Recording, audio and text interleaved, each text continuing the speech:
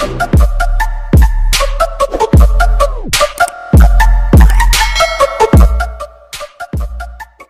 mga master, welcome back to our channel. Panibagong araw, panibagong kabanata na naman ang pagsamasamahin natin ngayong araw na ito.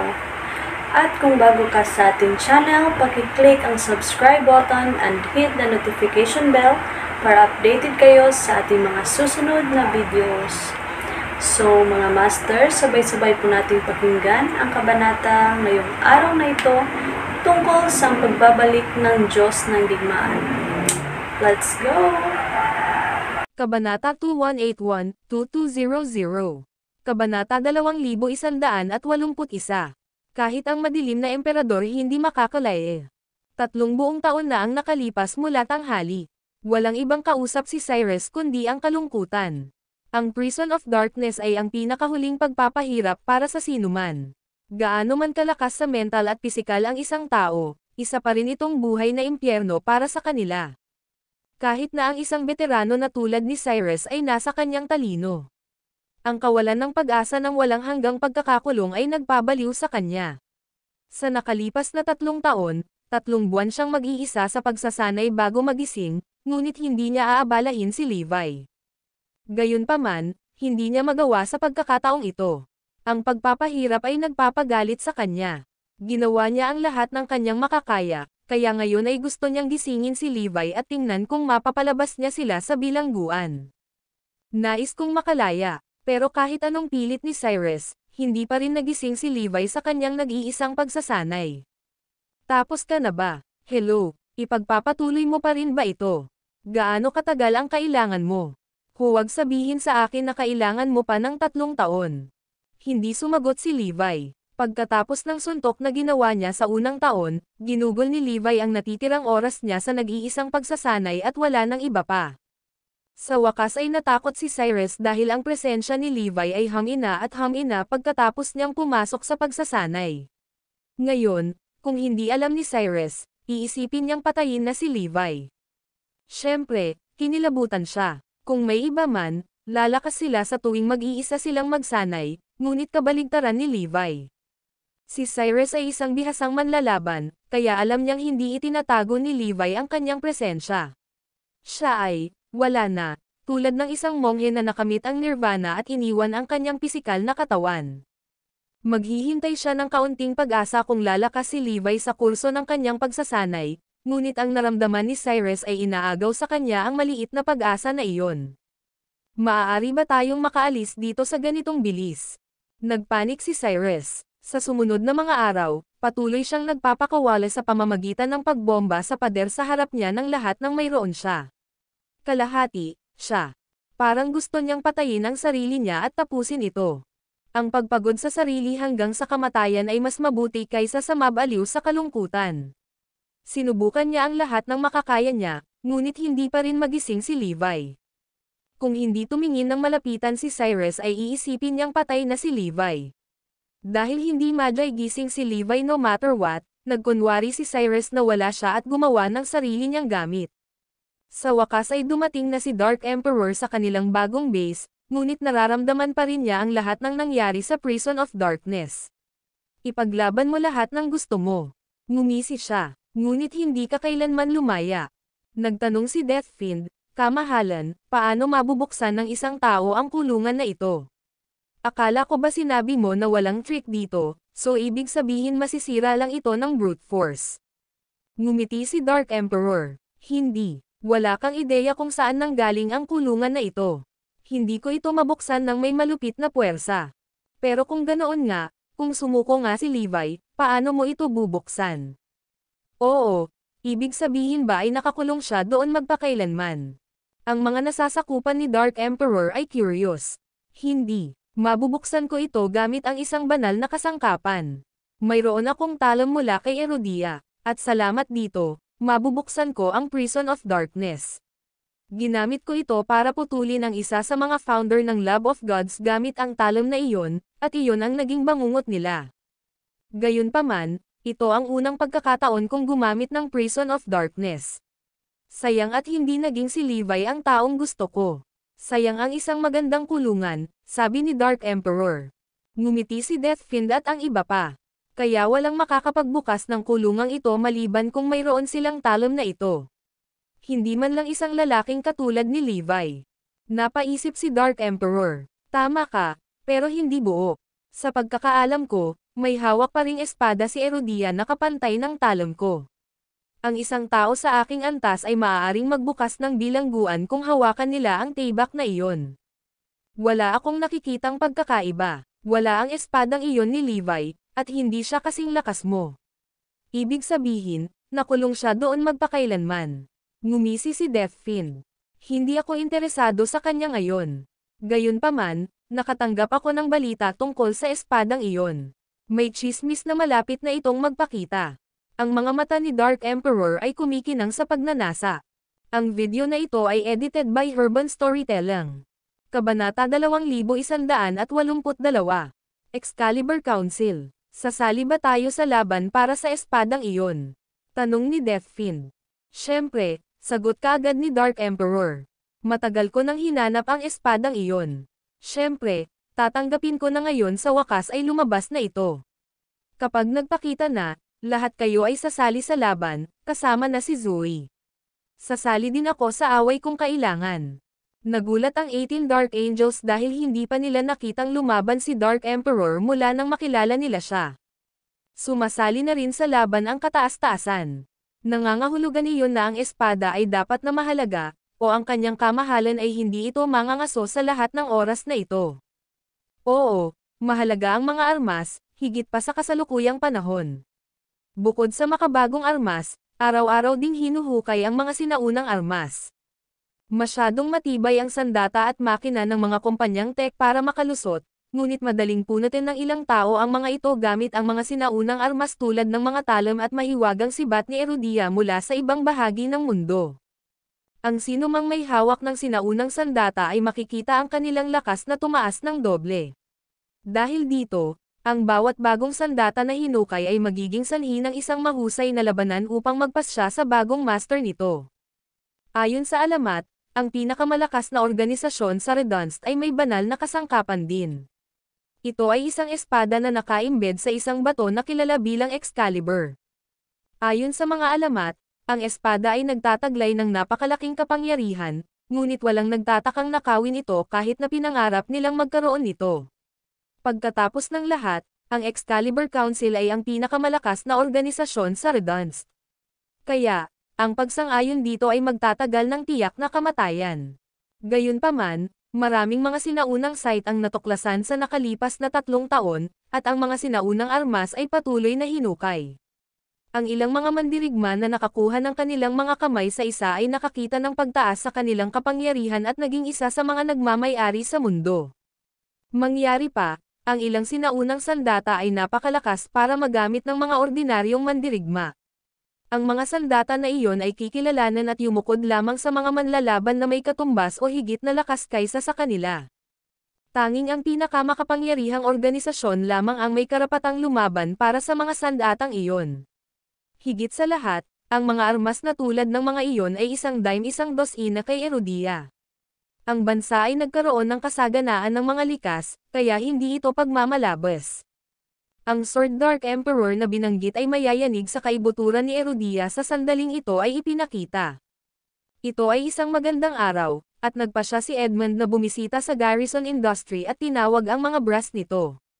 Ito ang aking unang pagkakataon na tumawag ng isang pulong mula noong ako ang pumalit. Napangiti si Edmund. Karamihan sa pamamahala ay sumuko sa The Cardinal Hall nang makita kung paano ipinakita ni Edmund ang kanyang talento at kumpanya sa isang bagong taas. Sila ay humanga, ngunit hindi si Kirin, Rogue Slayer, at ang kanilang gang. Inisip pa rin nila si Levi bilang boss ng kumpanya, at hanggang dito lang sila salamat kay Levi. Tsaka wala man lang nagawa si Edmund. Ang kumpanya ay bumangon sa kaluwalhatian may tulong man o wala, hindi banggitin na madali nilang ayusin ang mga problemang hinahawakan ni Edmund. Gayunpaman, nagbigay ng tulong si Edmund sa isang lawak. Kahit papaano ay may kinalaman kay Edmund ang pau-irep ni Kirin at ng barkada. Nakakatuwang makita kayong lumago hanggang sa ganito. Napangiti si Edmund. Ngumiti rin ang lahat sa kanya, dahil ang lakas ay isang kapana-panabik na bagay na mangyayari.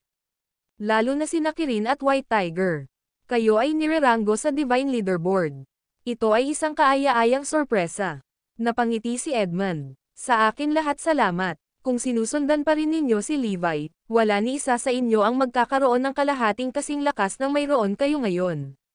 Sisigat na sana si Kirin, ngunit nagpatuloy si Edmund. Sabihin mo sa akin, mas malakas ka na ba ngayon kaysa kay Levi?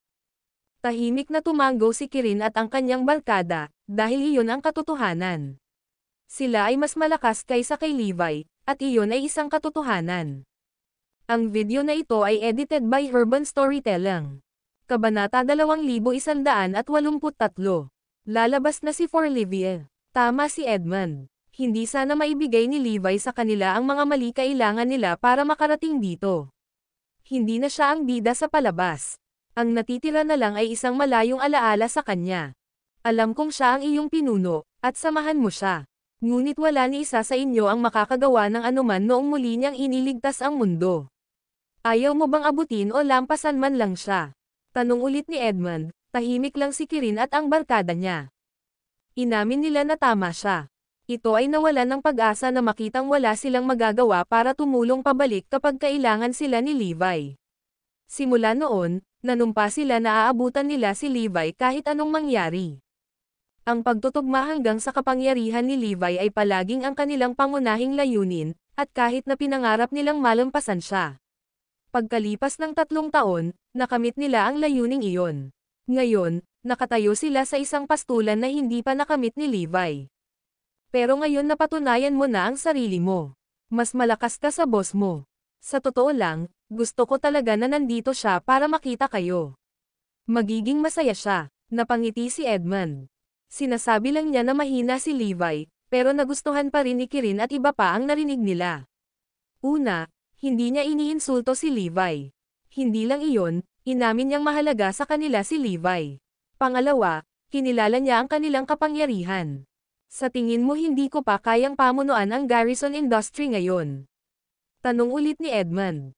Walang nakipagtalo dahil kinailangang aminin ni Kirin at ng kanyang barkada na siya ay isang mahusay na pinuno.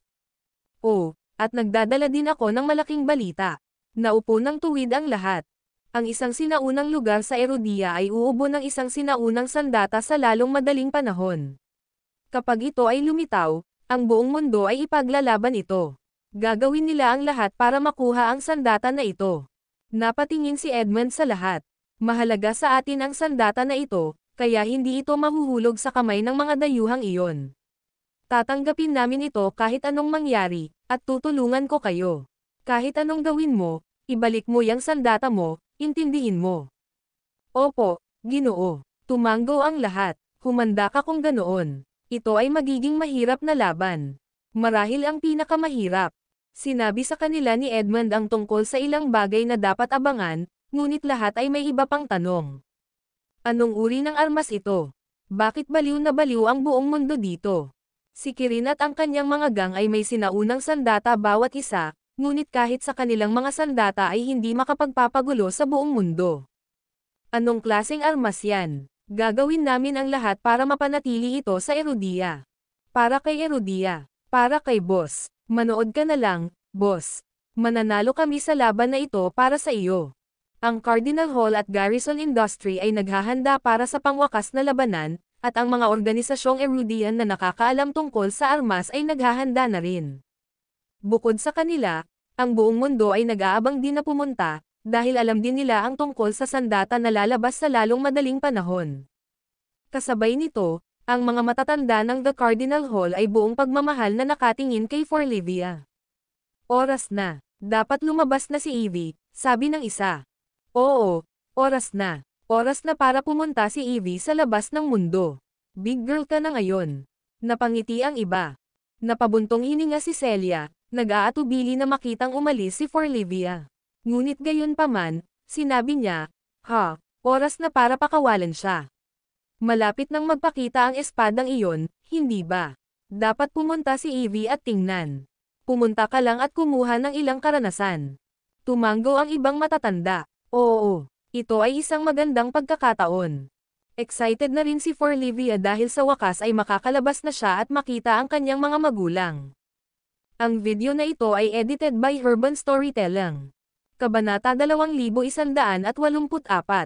Gising ka na. Inimpake niya ang kanyang mga gamit at umalis kasama ang kanyang lola, si Emma.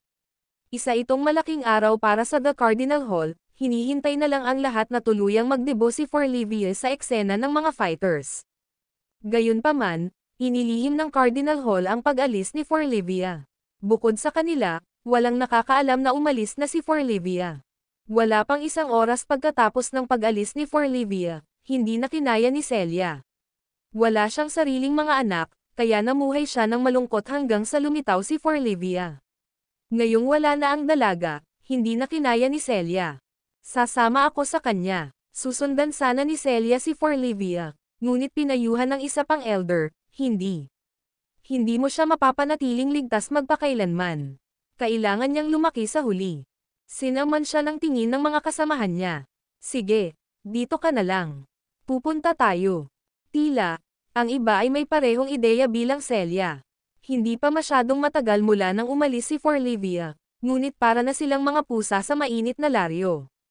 Naghihintay na lamang ang mga matatanda na may magmumungkahi na sundin nila si Forlivia. Siyempre, sinuportahan nila si Celia sa sandaling ginawa niya ang desisyong iyon. Nang mapansin ni Celia ang suporta ng mga kasamahan sa kanila, agad silang umalis. Ako, ang natitirang elder ay nabigla. Hoy, hintayin mo ako. Hindi ako nagseryoso, miss ko na rin siya. At sumama siya sa kanila.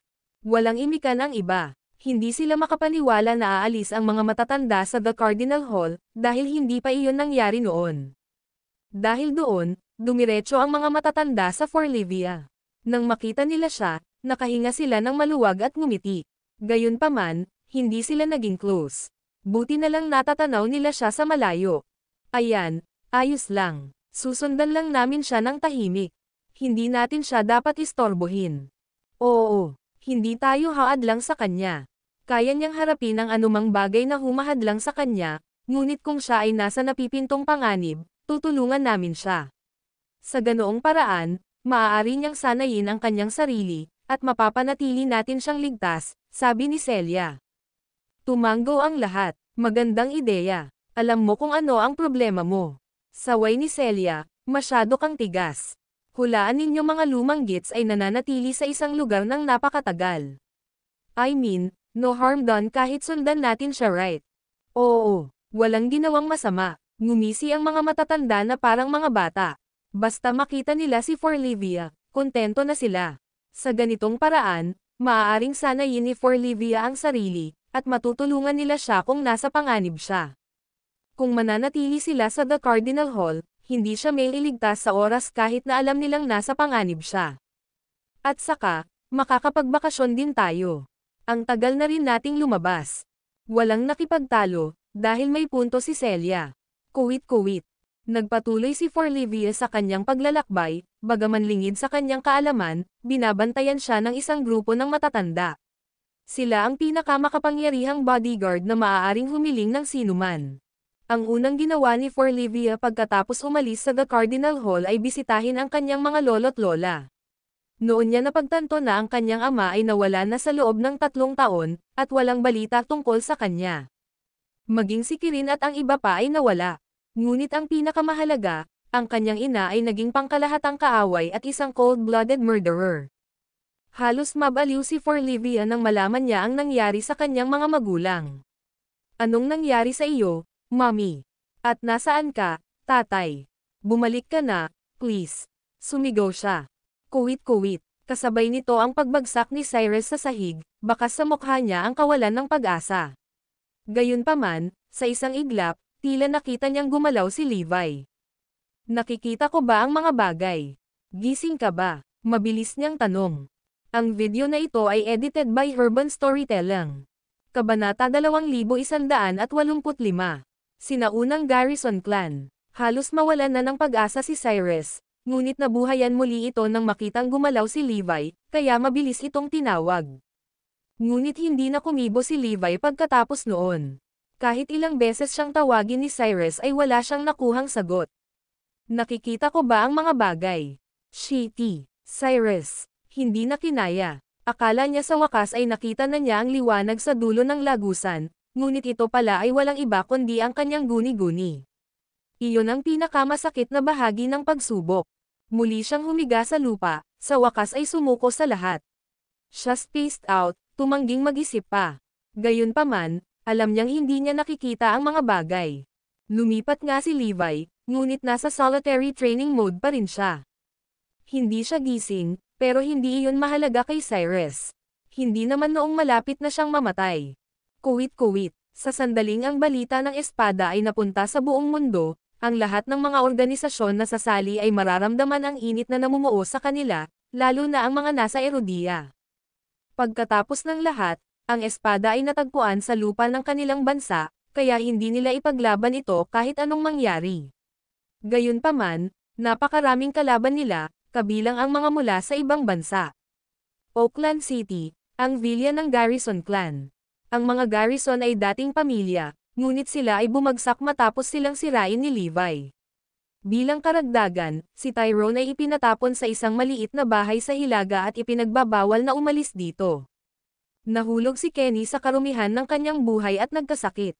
Kahit na dumating ang kanilang malaking pagkakataon noon, hindi ito mahigpit na hinawakan ng mga Garrison sa kanilang mga kamay. Dahil doon, napahiya sila at hindi na isa sa mga nangungunang pamilya sa Oakland. Sa halip, sila ay anino lamang ng kanilang dating sarili. Gayunpaman, labis na ikinagulat ng lahat, ang sinaunang Garrison Clan ay lumitaw sa 3 taon pagkatapos ng malaking pagbabago. Inihayag nila na ang lahat ng mga Garrison sa Erudia ay nagmula sa kanila. Ang pinagkaiba lang ay ang kadalisayan ng kanilang bloodline. Ang angkan ng Garrison ng lungsod ng Oakland ay ang may pinakamalakas na dugo. Ang ilan ay nagsabi pa nga na sila ay mga inapo ng sinaunang Garrison Clan. Makapangyarihan ang sinaunang angkan ng Garrison. May usap-usapan na magkaparehas sila ni Eragon. Pagkatapos ng lahat, sila ay sinaunang bilang Eragon mismo. Sinabi pa ng ilan na ang sinaunang angkan ni Garrison ay halos naging bahagi ng Eragon. Gayunpaman, hindi sila napili sa ilang kadahilanan. Gayunpaman, hindi sila natakot kay Eragon. Siyempre, ang muling paglitaw ng sinaunang angkan ng Garrison ay yumanig kay Erudia at sa mundo. Ang unang bagay na ginawa nila pagkatapos nilang muling lumitaw ay muling kumonekta sa angkan ng Garrison ng Oakland City, ngunit galit silang makita kung gaano kalaki ang mga Garrison sa kanal. Hindi sila makapaniwala na ang kanilang mga inapo ay isang bungkus ng basura, kaya tumulong sila sa angkan ng Garrison ng Oakland.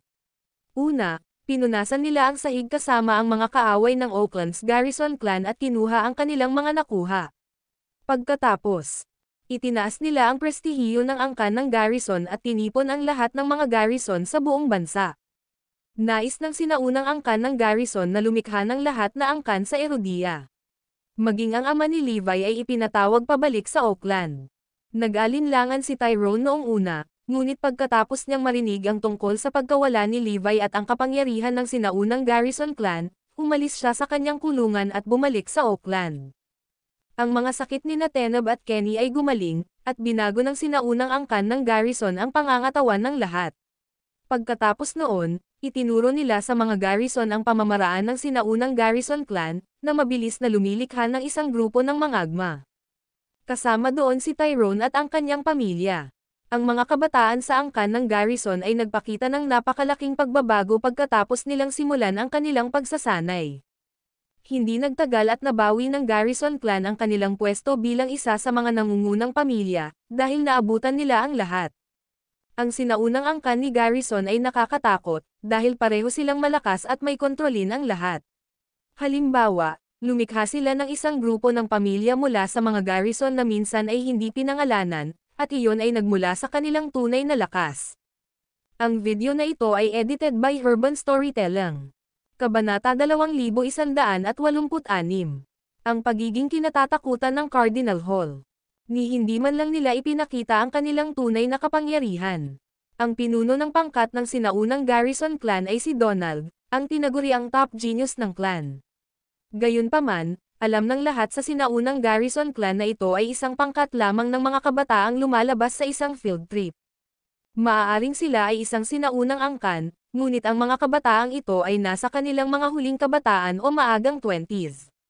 Magkagayunman, nagawa nilang mahubog ang Oakland Garrisons nang hindi nagtagal. Iyon lamang ay sapat na upang sabihin sa lahat ang tungkol sa tunay na kapangyarihan ng sinaunang Garrison clan. Muntik na silang maging bahagi ng Aragon sa isang punto, kaya ipinakita lang kung gaano sila kalakas. Upang gawing mas kakilakilabot ang mga bagay, sabi ng mga sabi-sabi na ang sinaunang angkan ng Garrison ay may isang makapangyarihang tao na naninirahan sa kanila. Kahit ang Cardinal Hall ay natatakot sa taong iyon. Ang angkan ng Garrison ng Oakland ay mayroong larawan ng entidad sa kanilang ancestral shrine. Gayunpaman, mayroong maraming larawan sa ancestral shrine, kaya kahit na sina Tenob at Kenny ay hindi alam kung sino ang taong iyon. Matagal nang nakasabit doon ang mga portrait at may mga puti pa, kaya hindi nila makita ng malinaw ang mukha. Gayunpaman, walang nagtanggal ng mga larawan.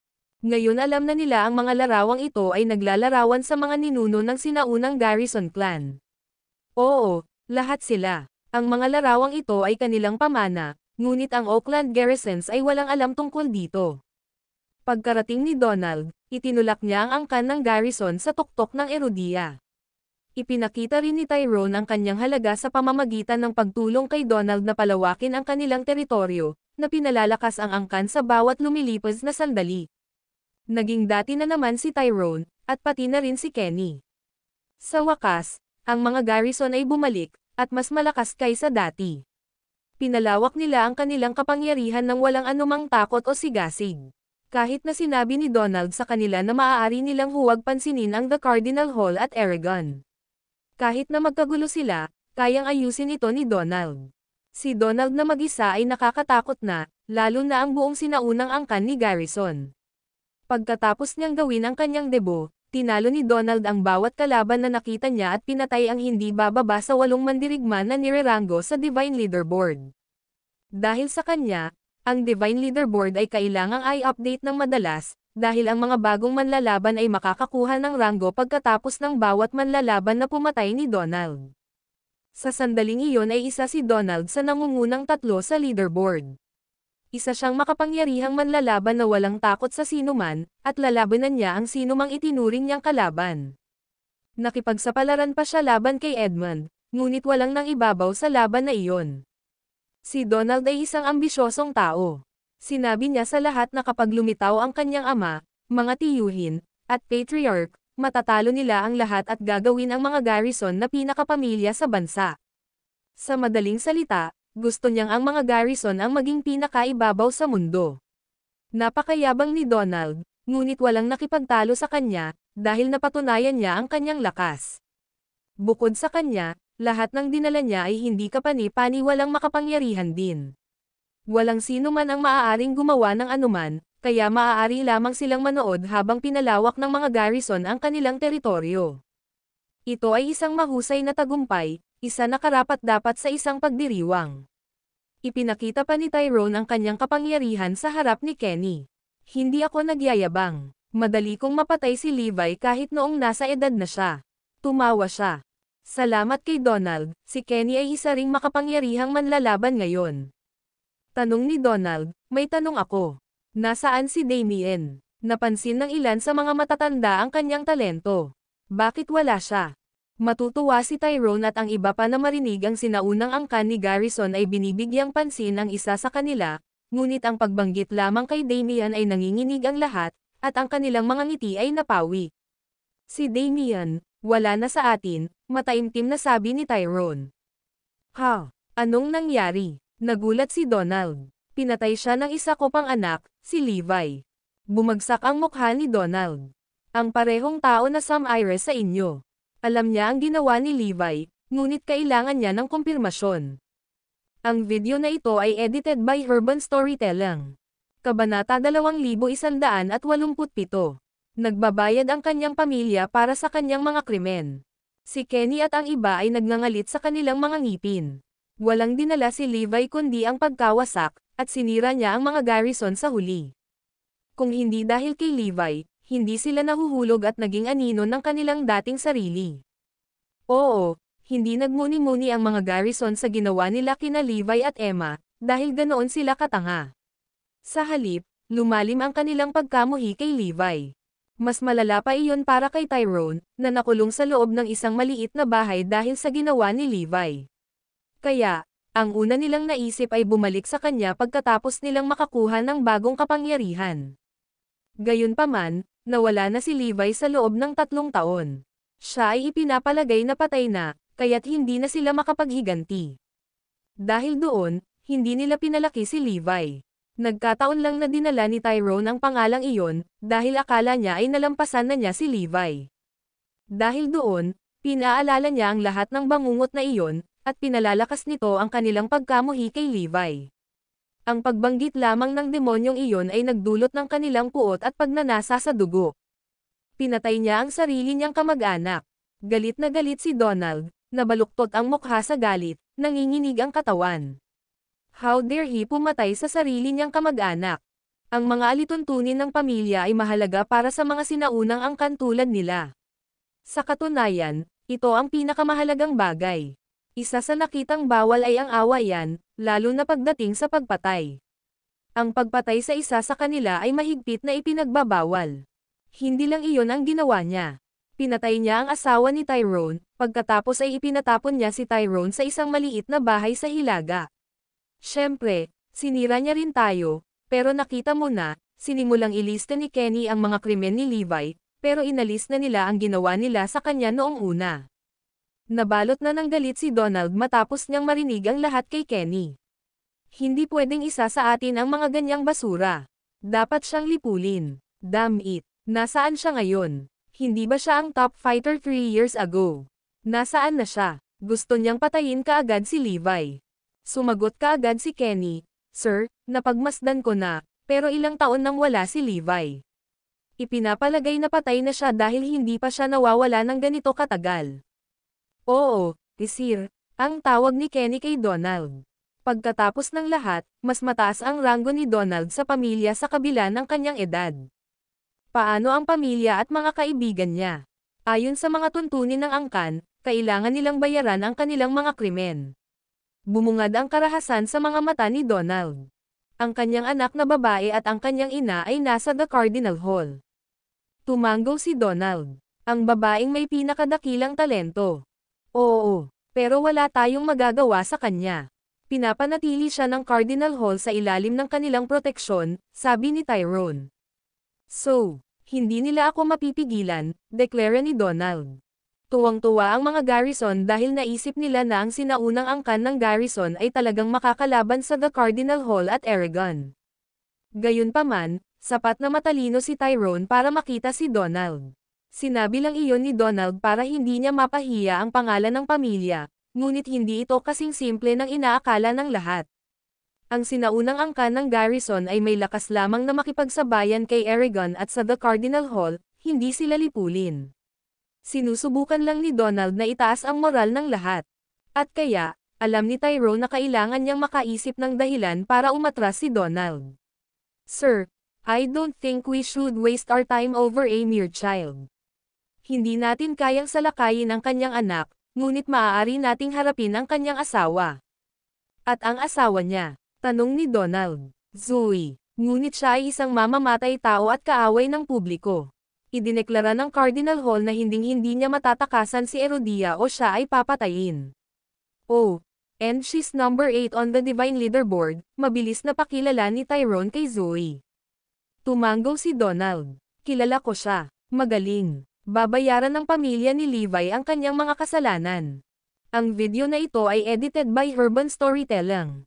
Kabanata 2188. Nagtatago si Levi dahil natatakot siya. Hindi nagtagal at idineklara ng angkan ng Garrison na paparusahan nila si Levi at ang kanyang pamilya ayon sa mga pagtutukoy ng sinaunang angkan ni Garrison. Kasabay nito, inilista nila ang lahat ng mga krimen na ginawa ni Levi. Ang balita ay nagpapadala ng shockwave sa buong bansa. Muli, ang maalamat na Levi ay dinala sa mata ng bagyo. Ha, sabi ko na nga ba? Hindi siya pinabayaan ng mga Garrison ng ganoon kadali. Siya ang sumire sa kanila pagkatapos ng lahat.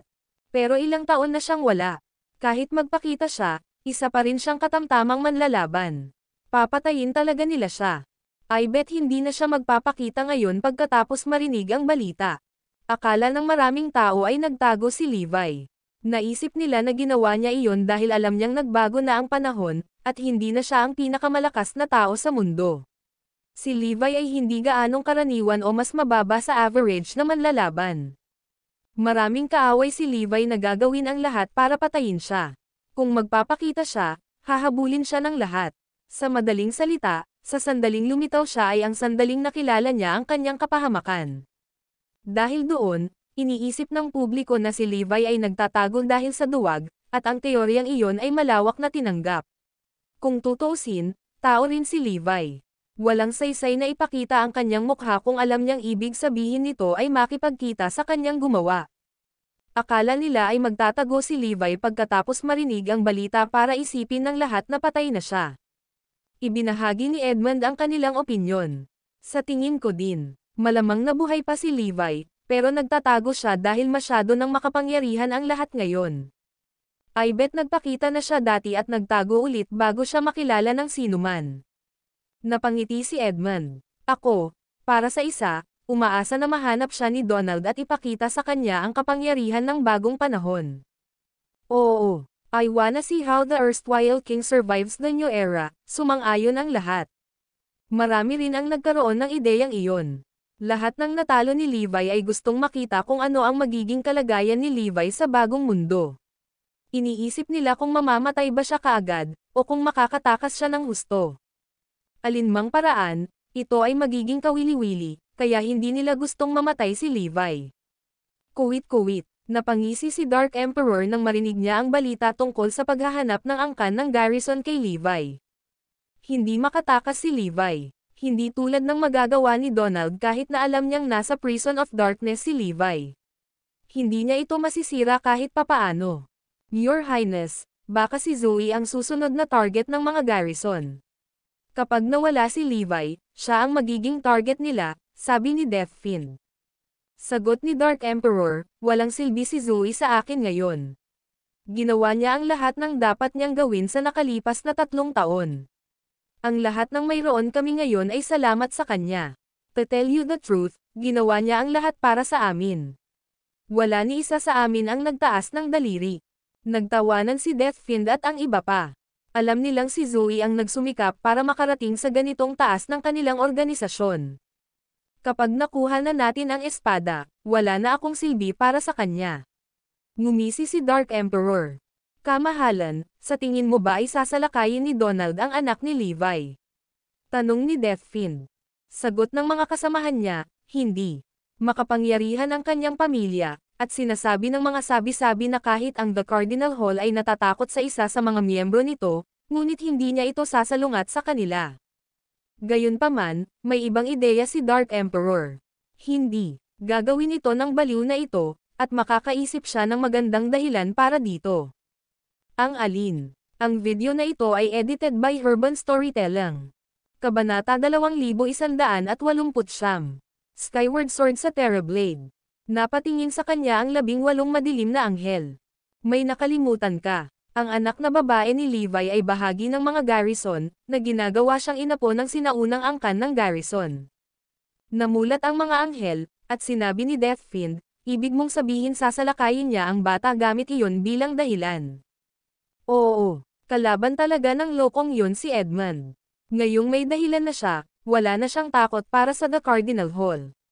Kung tutuusin, pwede niyang i-demand na ibigay nila ang bata. Hanggat sinabi niya sa kanila na gusto niyang ibalik siya para sanayin siya, walang dahilan ang Cardinal Hall para hindi siya ibigay. Iminungkahi ni Deathfiend, pero sana hindi nila papatayin ang bata. She's talented enough para magsanay sila. Tsaka patay na si Damian. Ang isang patay na henyo ay hindi kasing halaga ng isang buhay. Malamang. Kuwit-kuwit. Tulad ng inaasahan ni Dark Emperor, binalak ni Donald na gumawa ng hakbang sa Forlivia gamit ang parehong dahilan na sinabi ni Dark Emperor na gagawin niya. Tinanong niya ang kanyang mga matatanda, at binigyan siya ng berdeng ilaw. Nais din nilang magpalaki ng isang henyong inapo, kaya't pinahintulutan nila si Donald na muli si Forlivia. Akala ng lahat ay hindi siya lalaban sa The Cardinal Hall, ngunit nagkamali sila. Kuwit-kuwit, kailan natin aatake sina Zoe at Forlivia, sir? Siyempre, alam ni Tyrone at ng iba pa ang plano ni Donald. Sinusubukan ko pa ring hanapin si Zoe. Malamang nasa paligid siya ni Redunst. Pero alam namin kung nasaan na ang bata at ang nanay ni Levi. Kalalabas lang niya sa training at nasa Northampton na siya ngayon, sabi ni Tyrone. Siya ay isang napakahusay na tao, kaya tiningnan niya ito sa sandaling malaman niyang lilipat na sila sa pamilya ni Levi. Iyon din ang dahilan kung bakit nagustuhan ni Donald na kasama siya. Hindi ngayon. Gusto kong tiyakin na ang misyon na ito ay isang tagumpay, kaya kailangan nating gawin ito pagkatapos kong makuha ang banal na kasangkapan, sabi ni Donald. Nagtataka, tanong ni Tyrone, Sir, anong uri ng armas ito? Nabaliw ang buong mundo dito. Hulaan mo oras na para sabihin sa inyo ang tungkol dito. Ngumiti si Donald. Mayroon dalawang banal na kasangkapan. Ang isa ay isang talam, ang isa ay isang espada, katulad ng Terrorblade at Skyward Sword. Ang mga ito ay ginawa ng isang sinaunang pamilyang panday at tinatawag na mga sandata ng lupa. Maaari mong hulaan kung gaano sila kakilakilabot. Mas makapangyarihan sila kaysa sa may isip mo. Sa sarili nilang liga, kahit na. Kung ikaw ay sapat na makapangyarihan upang gamitin ang dalawa sa kanila, ikaw ay hindi magagapi. Nakalulungkot, wala na si Terrorblade. Kung tama ako, nasa ibang tao na ito ngayon. Ang Skyward Sword ang hinahanap ko ngayon. Huwag mo silang maliitin. Maging ang mga organisasyong tulad ng aking pamilya at The Cardinal Hall ay papatayin upang makuha ang aming mga kamay sa kanila. Namangha ang mga garrison, at gusto nilang makita kung ano ang uri ng sandata. Pagkatapos ng lahat, ito ay dapat na isang makapangyarihan kung kahit ang sinaunang angkan ni Garrison ay nagnanais nito. Ilalagay ko ang aking mga kamay sa espadang iyon. At kaya ko kayo pinatawag dito. May plano ako. Sinabi sa kanila ni Donald ang maraming bagay upang mapaghandaan nila ang laban. Sa wakas, sinabi niya, nakukuha ko ang espadang iyon para sa angkan ng Garrison anuman ang mangyari. Inaasahan niya ang araw na maaari niyang gamitin ang espada, dahil mas madali niyang hamanin ang The Cardinal Hall at kunin ang Forlivia nang hindi umaasa sa kanyang mga nakatatanda. Sa pamamagitan lamang ng Skyward Sword ay maaari niyang gawing pinakamataas na pamilya ang angkan ng Garrison. Isang pinakamataas na pamilya na naghari sa lupain. Noong araw na iyon, isa pang balita ang nagpapadala ng mga alon sa buong lupain. Ayon sa source, ang Skyward Sword ay lalabas sa Erudia pagkatapos ng 3 araw. Nataranta ang lahat matapos marinig ang balita. Parami ng parami ang mga kwento tungkol sa Skyward Sword na pumasok sa mundo ng pakikipaglaban, at lahat ay ginawa ito ng Diyos.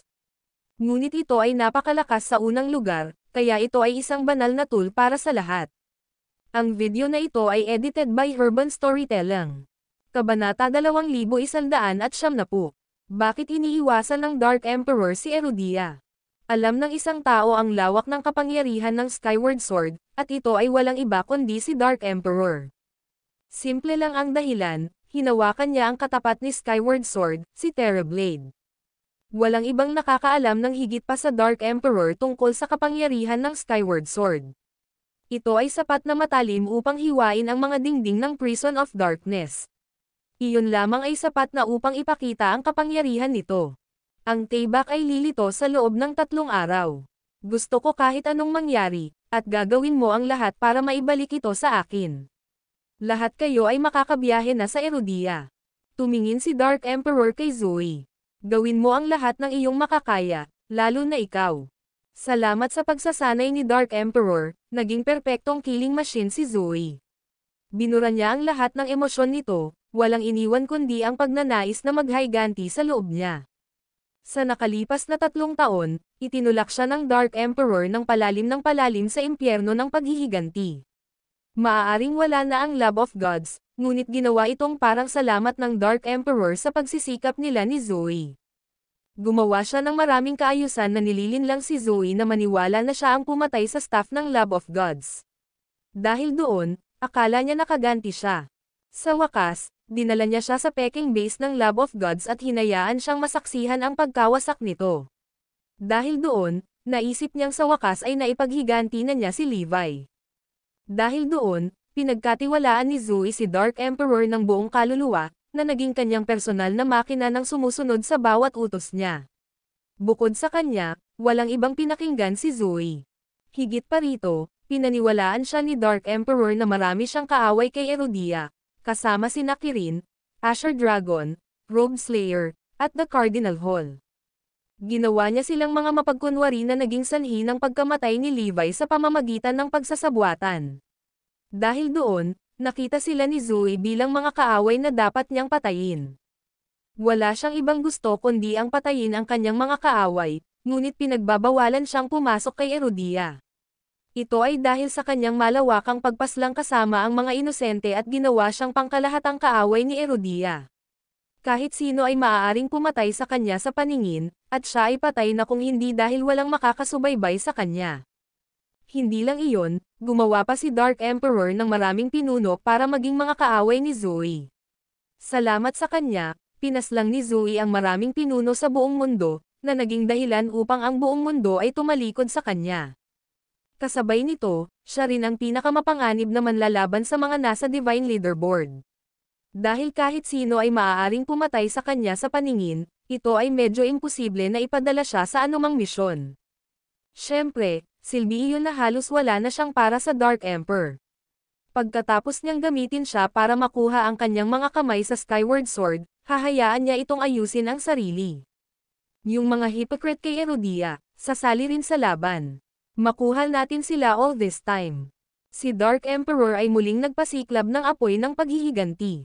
Nagningning ang mga mata ni Zoe nang marinig niya na sumasali na rin sa labanan ang kanyang mga kaaway, ngunit ito ay ang sinag ng paghihiganti. Hindi man lang siya naghinala kay Dark Emperor, dahil nagawa nitong gawin ang lahat ng ipinangako nito sa kanya, talagang naniniwala siya na hindi ito magsisinungaling sa kanya. Naiintindihan ko. Kukunin ko ang Skyward Sword para sa iyo at papatayin ko ang lahat ng mapagkunwari na iyon, sabi ni Zoe. Pagkatapos noon, naglakbay si Zoe, ang 18 madilim na si Anghel, at ang mga mandirigma sa Sacred Organization sa Erudia bago lumitaw ang espada. Si Deathfiend lang ang naiwan dahil may ibang gamit si Dark Emperor sa kanya. Kamahalan, sasali ka rin ba sa laban kay Erudia? Tanong niya. Umiling si Dark Emperor. Hindi. Maaari akong maglakbay kahit saan sa mundo, ngunit hindi Erudia. Nagulat si Deathfiend sa balita, kaya nagtanong siya, bakit? Nandoon kasi ang kalaban ko. Hindi ako makakapunta doon hanggat hindi ko nakuha ang Skyward Sword at Terrorblade, paliwanag ni Dark Emperor. Ano? Hindi makapaniwala si Deathfiend, dahil nakita niya talaga ang takot sa mga mata ni Dark Emperor. Ang video na ito ay edited by Urban Storytelling. Kabanata 2171. Ang sandata na pumatay sa ninuno. Talagang natatakot siya sa isang tao. Kaya pala hindi siya pupunta kay Erudia. Laking gulat ni Deathfiend, dahil alam niya kung gaano kalakas ang Dark Emperor. Gaano man. Marami ang nagbago sa mga panahon sa nakalipas na 3 taon, na panatili ng Dark Emperor ang kanyang pwesto sa ibabaw ng lahat, tulad ng araw ng mundo. Pagkatapos ng lahat, pinamamahalaan niyang sanayin si Zoe sa isang nakakatakot na makina ng pagpatay. Gayunpaman, natatakot si Dark Emperor sa kaaway niya. Malinaw, ang kanyang kaaway ay dapat na mas nakakatakot kaysa kay Dark Emperor. Hindi nakakagulat na gusto niya ang Skyward Sword. Gusto niyang talunin ang kanyang kaaway. Alam ng lahat ang Skyward Sword ay makapangyarihan, ngunit walang nakakaalam na nasa akin ang Terrorblade. Siyempre, halos walang nakakaalam na magkapares ang dalawa. Kung ang isang solong tao ay maaaring humawak sa kanilang dalawa sa parehong oras, ang mga armas ay isang nakamamatay na kombinasyon. Ang Terrorblade ay isang blade ng kadiliman na naglalaman ng dark energy, habang ang Skyward Sword ay isang blade ng liwanag na naglalaman ng Solaris energy. Ito ang sayin ni Terrorblade, kaya ang pagsasanib nila ay nagpapalakas sa kanila kaysa sa maiisip ng sinuman, paliwanag ni Dark Emperor. Ibig sabihin gusto mo ang espada na iyon para makomplito mo ang set at talunin ang iyong kaaway. Tanong ni Deathfiend. Tumanggaw si Dark Emperor. Isa yon sa mga dahilan. At iyon ang dahilan kung bakit iniingatan kita bilang isang backup para makuha ko ang aking mga kamay sa espada. Sinabi ni Dark Emperor kay Deathfiend kung ano ang kailangan niyang gawin. Kuwit. Habang papalapit ang malaking araw, mas marami pang kwento ang lumitaw tungkol sa Skyward Sword. Gustong malaman ng buong mundo kung gaano kalakas ang Skyward Sword, ngunit walang makakapagbigay ng eksaktong sagot. Ang alam lang nila ay kailangan nilang ipaglaban ito. Gayunpaman, may nakaisip ng mas konkretong sagot. May mga nagsabing kaya nitong pumatay ng mga vampira, kasama na ang kanilang progenitor. Ito ay dahil ito ay isang espada ng liwanag, na tinutukoy ito ay isang likas na mandaragit ng mga nilalang tulad ng mga vampira. Ang balita ay pasabog, syempre. Mula nang ilabas ang progenitor 3 taon na ang nakalilipas, nagsimulang lumitaw ang mga vampira at naging isa sa mga organisasyon sa mundo. Alam ng lahat kung gaano kalakas ang mga vampira. Ang progenitor ay immortal at maaaring manatili sa isang pagkakatulog ng mas mahaba kaysa sa isang milenyo. Hindi mabilang na mga mandirigma ang sumubok na patayin ang progenitor gamit ang mga sinaunang at modernong armas ngunit hindi ito nagtagumpay. Ang mga vampirang ito ay hindi mapatay. Sila ay naging isa sa pinakamakapangyarihang organisasyon sa nakalipas na 3 taon. Matapos magising ang 4 na progenitor mula sa kanilang pagkakatulog, halos hindi na sila magagapi. Syempre, pinatunayan yan kung gaano kalakas ang Skyward Sword dahil kaya nitong pumatay sa progenitor. Dahil doon, parami ng parami ang sumama sa labanan, kasama na ang mga kaaway ng angkan ng vampira. Para bang hindi sapat iyon, pati mga vampira ay nakiisa rin sa laban. Hindi nila hahayaang mahulog sa kamay ng kanilang mga kaaway ang isang sandata na makakalaban sa kanila. Sa halip na hayaan ang kanilang mga kaaway na magkaroon nito, sila nais na kontrolin ito sa kanilang sarili. Maging ang mga conglomerates at sinaunang pamilyang pinansyal ay nakikibahagi rin. Wala silang gamit para sa espada, ngunit magagamit nila ito para umarkila ng kanilang mandirigma o makipagkasundo sa ibang pamilya. Dahil doon, uminit na ang labanan bago pa man ito nagsimula. Kasabay nito, ito ang magiging laban sa huling 3 taon.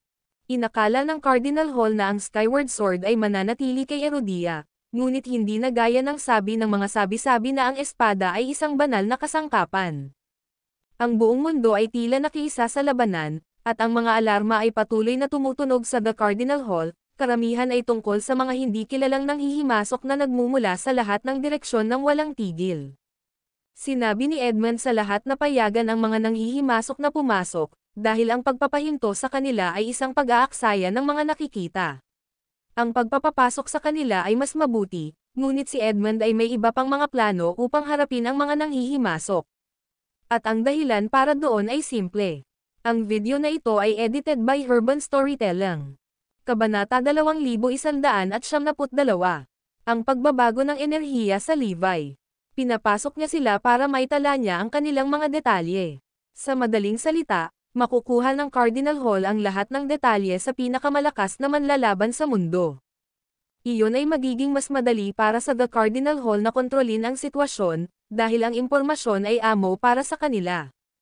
Ano? Pati si Zoe nandito. Pagmasdan siya, ngunit huwag alertuhan siya. Nakakagulat. Maaari nating kunin ang espada at maalis ang marami sa ating mga kaaway. Napangiti si Edmund. Kuwit-kuwit. Kasabay nito, si Forlivia ay nasa Northampton kasama ang kanyang mga lolo't lola. Nananatili siya sa kanila nitong mga huling araw, ngunit pagkatapos malaman ang tungkol sa espada, nais ding tingnan ni Forlivia. Siya ay lumabas upang makakuha ng exposure pagkatapos ng lahat, at ito ay isang magandang pagkakataon para sa kanya upang masubaybayan ang kanyang mga magulang. Dahil doon, pumunta rin siya sa lugar kung saan lilito ang espada.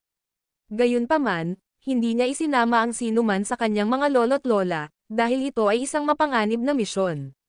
Hindi niya kayang alagaan ang lahat, kaya siya na lang mag-isa. Nang makita siya ng mga elder, tumanggo sila, malaki na siya ngayon. Masaya sila para sa kanya, ngunit malungkot din, dahil ang ibig sabihin noon ay iiwan sila ni Forlivia. Wala tayong magagawa, oras na para balikatin niya ang kanyang responsibilidad. Ang magagawa lang natin ay tulungan siya. Hindi natin siya mapoprotektahan magpakailanman. Napabuntong hininga si Celia. Ang Skyward Sword ay lilito sa isang manyeb na bundok sa north, isang nagyayelong lugar sa Erudia. Dahil ang Skyward Sword ay isang espada ng liwanag, ang isang malamig na lugar tulad ng isang snowy na bundok ay maaaring maitago ng mabuti ang presensya nito. Kung nagpakita ito sa ibang lugar, naramdaman na agad ang lahat ng presensya nito. Dahil doon, nagawa nitong magtago ng mahabang panahon. Kung hindi dahil sa isang organisasyong nagmimina ng mga materyales sa enerhiya, hindi rin nila mahahanap ang lugar na ito. Ngunit dahil malalim ang pagkakabaon ng espada, pinahirapan nito ang paghuhukay, kaya kinailangang iantala ng organisasyon ang petsa ng paglitaw nito. Gayunpaman, sa wakas ay kinumpirma nila ang oras ng paglitaw ng espada, na tanghali ng sumunod na araw. Ang venue ay puno ng mga manlalaban noong nakaraang araw, at marami pa ang papunta. Sa paglipas ng panahon, dumami ang mga tao, at ang ilan ay nagsimulang patayin ang kanilang mga katunggali. Pagkatapos ng lahat, ang buong mundo ay dumating upang makipaglaban para sa espada, kaya malamang na matugunan nila ang kanilang mga kaaway, nakakompetensya rin nila.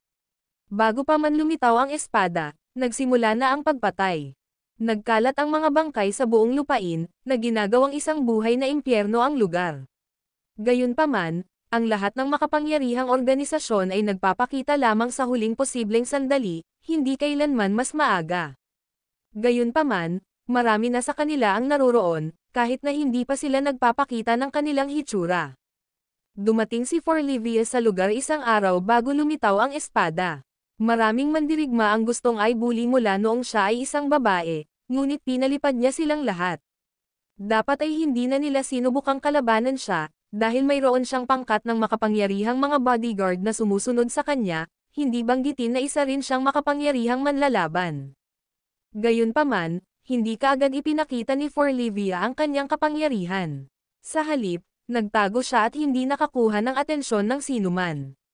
Kung hindi, malamang na target din siya. Sa sandaling iyon, sa loob ng Prison of Darkness sa lumang base ng Sacred Organization.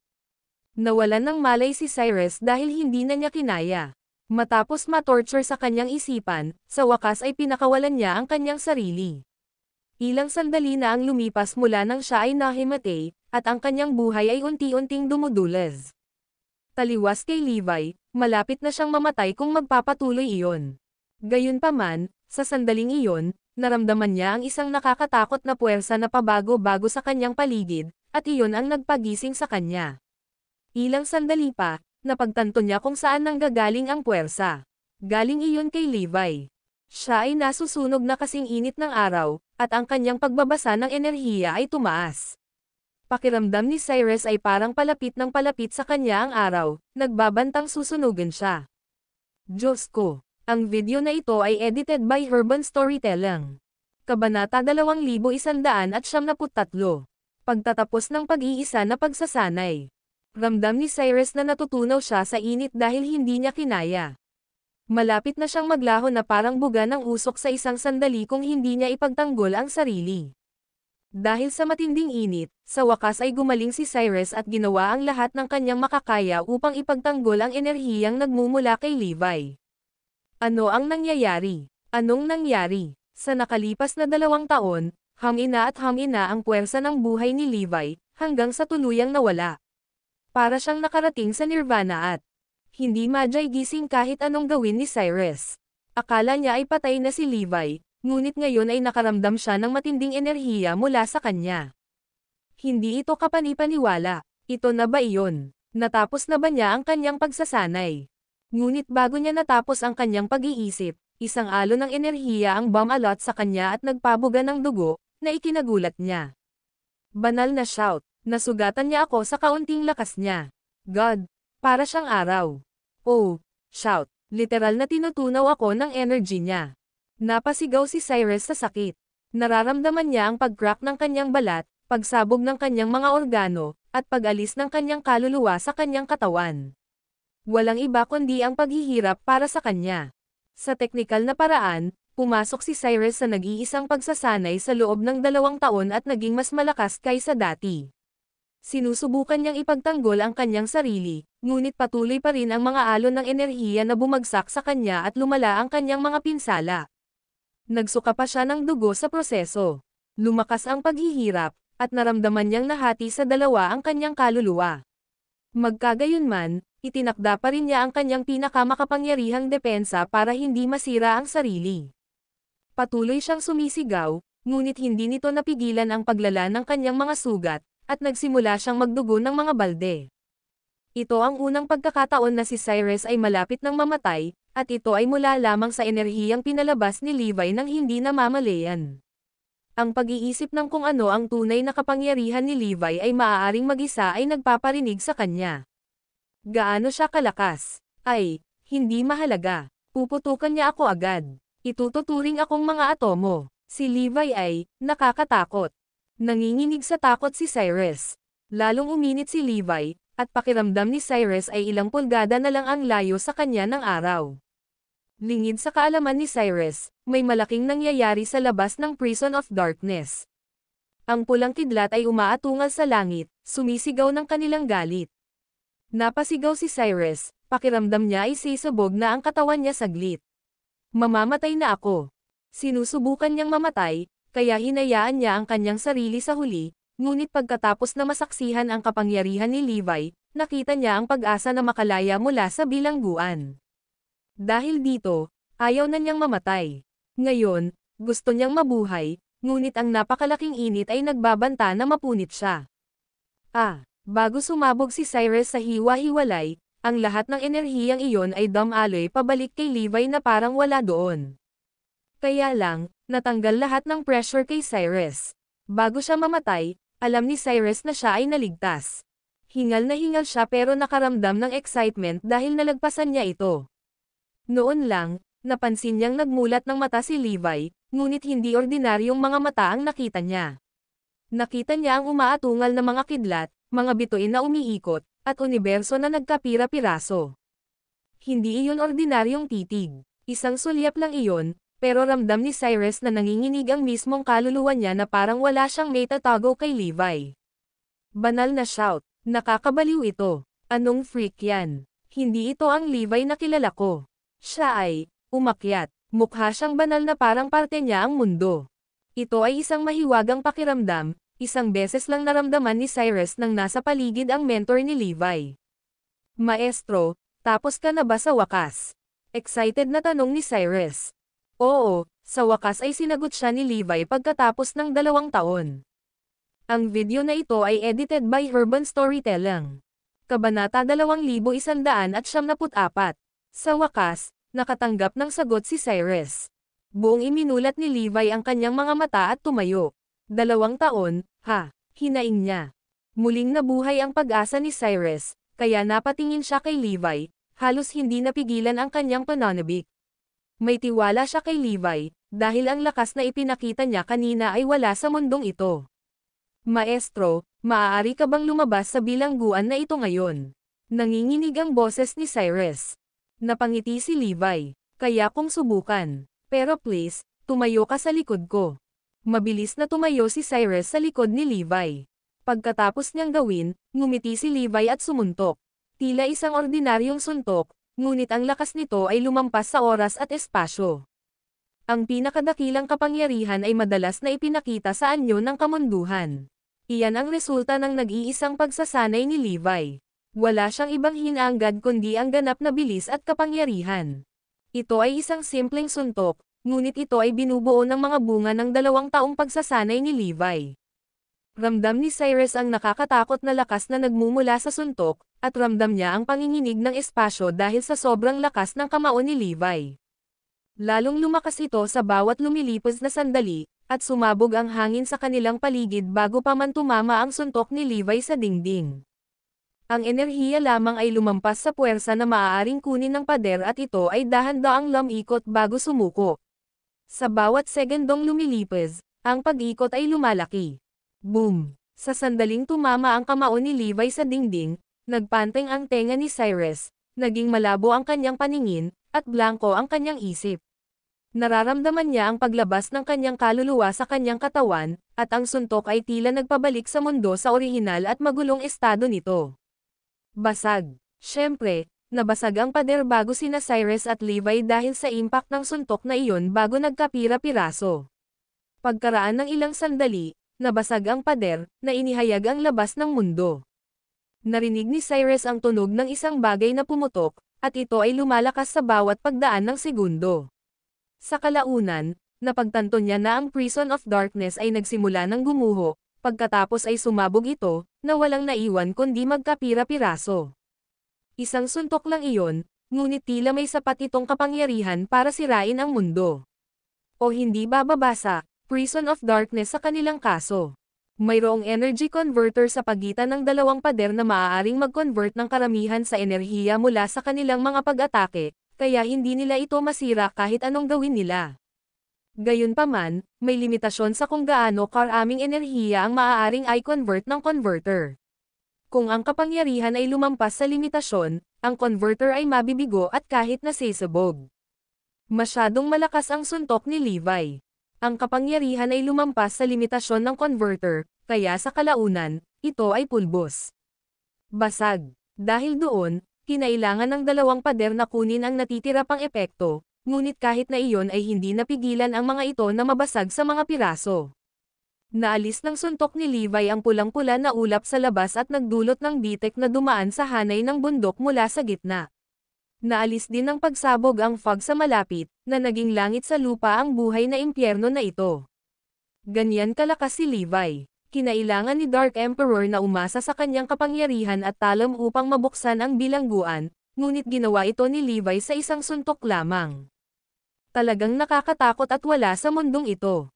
Hindi pa rin makaalis si Cyrus sa state of shock kanina. Naramdaman niya ang kanyang kaluluwa. Hinihila, at alam niyang namatay siya sa pangalawang pagkakataon ngunit nabuhay muli.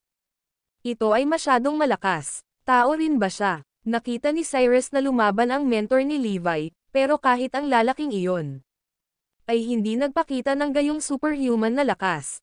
Dahil doon, inisip ni Cyrus na mas malakas si Levi kaysa sa kanyang mentor.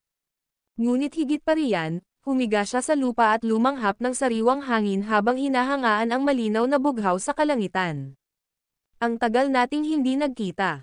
Hello, doon. Yumangay si Levi sa langit, hindi mo ako mahawakan, Dark Emperor. Bumalik ako. Ang video na ito ay edited by Urban Storytelling. Kabanata 2175. Isang punch isang mundo. Ito ang unang pagkakataon na makulong si Levi ng ganoon katagal. 3 taon. F***, napakasarap maging libre. Si Cyrus ay tumatawa rin, ngunit kailangan niyang itanong, gaano ka nakalakas ngayon? Alam niyang mahirap sirain ang Prison of Darkness, ngunit hindi niya alam kung gaano ito kahirap. Umiling si Levi. Wala akong ideya, pero alam kong malakas talaga ako. Pakiramdam ko ay magiging donut ang mundong ito kung susundin ko ito sa gitna. Hindi ka kayang hawakan ng bilangguan na iyon. I seriously have no idea how powerful you are now, papuri ni Cyrus. Ngunit pagkatapos ay naglock ang tingin nila ni Levi, dahil may napagtanto silang seryoso. Nasaan na ang Dark Emperor at ang Sacred Organization? Walang balita sa kanila. Nakuha sana ng suntok na iyon ang atensyon nila, pero wala kahit isa sa kanila ang nandito. Ito ay kakaiba. Kailangan nating tingnan. Tumakbo sila patungo sa kalahating nawasak na kastilyo ng sagradong organisasyon, ngunit walang kahit isang kaluluwa o buhay doon. Maestro, sa paghusga sa lugar na ito, matagal na itong disyerto. Parang may exodus sila, sabi ni Cyrus kay Levi pagkatapos niyang tingnan ang lugar. Naningkit ang mga mata ni Levi. Malamang lumipat sila sa ibang lugar. Sumuko na sa amin si Dark Emperor. Nay na siguro siya dahil hindi ako susuko at iniisip na habang buhay akong kulungan, pagsusuri ni Levi sa dahilan ng pag-alis ng Sacred Organization. Pero hindi niya akalain na naka-breakout ako. Balik na tayo. Hindi na hinintay ni Levi na umuwi. Iniisip niya kung ano ang ginagawa ng kanyang pamilya, dahil 3 taon na ang nakalipas mula nang mawala siya. Siyempre, gusto rin niyang malaman kung ano ang nangyari sa mga kaibigan niya. Iniisip din niya kung saan dinala ng Sacred Organization si Zoe dahil gusto niya itong iligtas sa kanila. Malalaman sana ni Dark Emperor na sinira ni Levi ang prison dahil naramdaman niya si Cyrus nang bambahin niya ang mga pader. Kung tutuusin, may iniwan siya para mabantayan sila. Gayunpaman, inabandona niya ang bilangguan, dahil walang silbi ngayon si Levi ay nakulong doon habang buhay. O kaya naisip niya. Dahil doon ay tinapon niya ito sa isang tabi na parang basura. At dahil doon, hindi niya alam na winasak ni Levi ang kulungan at ginawang makalangit na lugar ang kanyang hellscape. Akala pa naman ng lalaki ay nakulong si Levi sa loob ng kulungan. Kuwit-kuwit, mabilis na gumalaw sina Levi at Cyrus pabalik sa Erudia. Kuwit-kuwit, may ilang oras pa bago lumitaw ang Skyward Sword, ngunit masikip na ang lugar, at sumiklab ang mga labanan sa lahat ng dako. Kasabay nito, nasa tuktok na ng bundok ang bahagi ng The Cardinal Hall at Garrison Industry, habang ang kalahati naman ay nagtatago sa paligid ng lugar. Kahit na nandyan ang buong mundo para makipaglaban para sa espada, si Erudia pa rin ang lugar ng The Cardinal Hall. Nangangahulugan iyon na si Edmund ay may mga hukay upang bigyan ang kanilang sarili ng isang gilid. Mayroon akong The Cardinal Hall at tulong ni Eragon.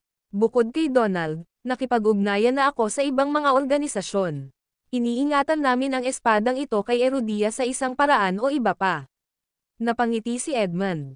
Tumango si Rogue Slayer at ang barkada. Oo, walang infighting sa ngayon. Ang kailangan lang nating gawin ay siguraduhing walang sino mang aalis ng espada kay Erudia. Hindi. Tama, pero parang hindi tayo makakapagpahinga kung hindi tayo may hawak ng espada. Ang may hawak ng Skyward Sword ay magiging malapit na banta sa huli. Sino ang nakakaalam kung hindi sila papatay ng sino mang inosenteng tao? Kung si Donald ang may hawak ng espada, ang Cardinal Hall ay hindi magiging katapat niya. Ang buong bansa ay malalagay sa isang bloodbath. Hindi natin siya mapipigilan. Alam ko kung gaano siya ka-powerful simula nung nakalaban ko siya dati, sinimulan ni Edmund na bigyang katwiran ang sarili. Ang video na ito ay edited by Herban Storytelling. Kabanata 2176. Edmund. Maraming tao ang tumango. Oo, kung makuha ng baliw na iyon ang espada, siya ang magiging nakikita banta. Totoo, maaaring nagtatrabaho sa amin ang mga organisasyon sa Erudia, ngunit mayroon din silang sariling mga plano. Kung makuha nila ang kanilang mga kamay sa espada, ito ay magsasabi ng kapahamakan para sa maraming tao. Baka hindi natin sila mapipigilan. Sabi ni DJ Libra, the sword is power itself. Ito ay magiging sa mga tao kung ito ay natapos sa tamang mga kamay. Sa kabaligtaran, ito ay magiging side ng Grim Reaper sa maling mga kamay. Ang iba pang mga banal na general ay sumagot, pero iyan lang ang iyong tatak ng hustisya. Hindi natin alam kung magiging banta si Donald kung makuha niya ang espada. Baka siya lang ang makapagpapaunlad ng bansa. Gayunpaman, hindi nito tinatanggal ang katotohanang delikado siya. Hindi namin alam kung ano ang gagawin niya, kaya pinigilan namin ito sa pamamagitan ng paglalayo ng espada sa kanya. Tumingin sa kanila si Edmund at sumang-ayon, tama. Kailangan nating makuha ang espada. Iyan ang pinakamagandang paraan. Sumang-ayon ang apat na banal na general, oo. Kailangan nating kontrolin ang espada, kung hindi, walang ligtas. Si Kirin, Asher Dragon, Rogue Slayer, at iba pa ay hindi makapaniwala sa kanilang narinig. Halatang gusto ni Edmund na kunin ang espada para sa kanyang sarili, ngunit talagang binibigyang katwiran niya ito sa pamamagitan ng paggawa ng lahat ng kontrabida. Gayunpaman, hindi nila maitatanggi ang magandang ideya na angkinan ni Edmund ang espada. At least hindi niya papatayin ang mga tao. Higit pa rito, magagamit niya ito para protektahan si Erudia. Kaya naman tumahimik sila para ipakita ang kanilang suporta sa plano ni Edmund. Pero sir, napakaraming tao dyan. Kaya ba natin talagang manalo sa laban na ito? Tanong ni Kirin. Oo, malaking problema na nga lang si Donald mag-isa, pati mga dayuhan. Hindi rin siguradong panalo para sa atin, di ba? Matalim na tanong ni Asher Dragon. Karamihan sa mga manlalaban ay napabuntong hininga dahil alam nilang tama si Asher Dragon. Hindi ito siguradong panalo. Nakipag-away si Edmund kay Donald, at hindi man lang nakita ng huli na banta ang The Cardinal Hall. Sa pamamagitan ng extension, hindi rin makikita ng iba ang mga ito bilang isang banta. Higit pa riyan, ang ilan sa pinakamakapangyarihang mandirigma ay lumabas mula sa pagtatago para makuha lamang ang espada, at iyon lamang ang nagbawas sa kanilang mga pagkakataong manalo.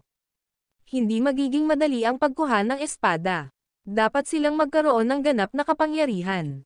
Alam ni Edmund at ng 4 na banal na heneral na lalabas ang tanong na iyon, ngunit nasa kanila ang sagot, kaya't misteryosong ngumiti sila sa mga mandirigma. Ipinaliwanag nila, maaaring hindi mo ito alam, ngunit napilitang ihinto ni G. Edmund ang kanyang nag-iisang pagsasanay 3 taon na ang nakararaan. Bago iyon, nagsasanay siya sa isang lugar. Nakuha ni Kirin ang kanilang sinasabing pagkaraan ng ilang sandali, ito ang lugar, di ba? Tumanggaw si Edmund. Oo, ito ay kung saan ako nagpunta sa nag-iisang pagsasanay, ngunit hindi ko napansin ang espada sa ilalim ng bundok noon. Gayunpaman, maaaring matanggap ko ang ilan sa mga kapangyarihan nito. Ang aking ama, ang banal na brigadier, ay dinala ako dito.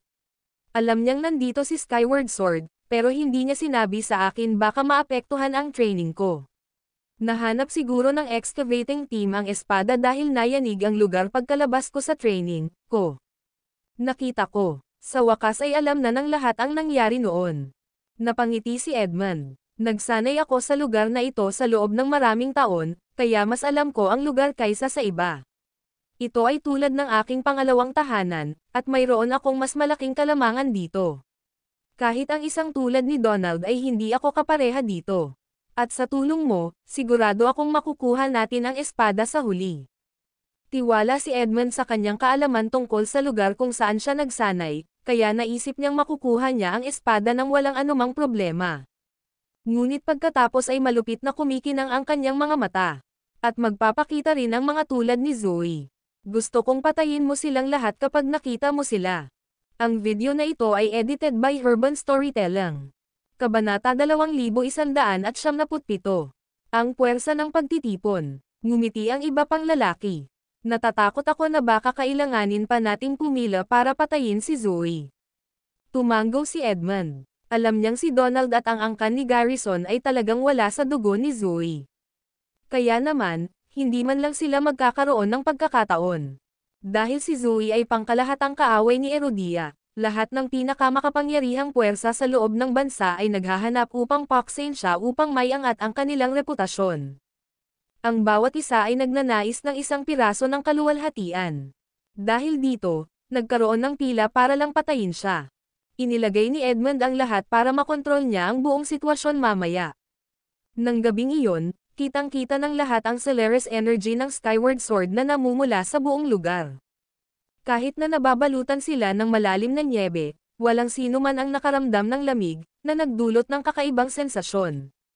Nang gabing iyon, hindi mabilang na mga paksayon ang nagtipon para sa isang madugong showdown. Kinabukasan, oras na para lumabas ang Skyward Sword mula sa lupa.